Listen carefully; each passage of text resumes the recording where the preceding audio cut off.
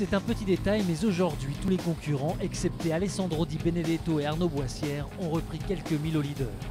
Même Tanguy de la Motte, avant-dernier à 3230 milles, 6000 km de François Gabard. Voilà, ça va vite aujourd'hui.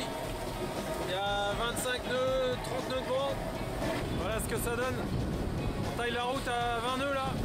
Belle manœuvre ma foi, même pas mouillé.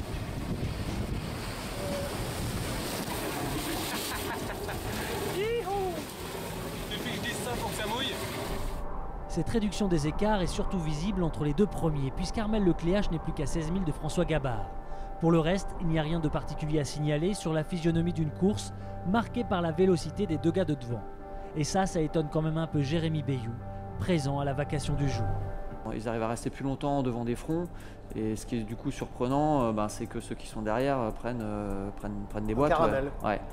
Et ça, c'est forcément pas évident à vivre pour ceux qui sont derrière, parce que non seulement les premiers sont devant le front avec le vent bien orienté, la mer bien rangée, et puis eux ils sont derrière avec moins de vent et la mer désordonnée, ils voient les premiers se barrer, donc c'est pas facile à gérer, mais comme il dit, il faut garder espoir, et au moins au virage au Cap Horn, il y aura peut-être des regroupements. Car voilà bien le sel du Vendée. Les écarts sont importants et pourtant rien n'est joué. Du moins nous, on ne se risquera pas à un quelconque pronostic. Question d'amour propre, certainement. Bien malin peut dire qui va gagner le Vendée Globe. Celui qui se porte à ses jugements est proche d'un imbécile. Voilà, ça c'est dit. La seule chose à peu près sûre, c'est que Tanguy ne gagnera pas. Il s'en fout certainement un peu, le vent encore forci et il y a l'eau qui fume. 45 nœuds de vent, smoke on the water.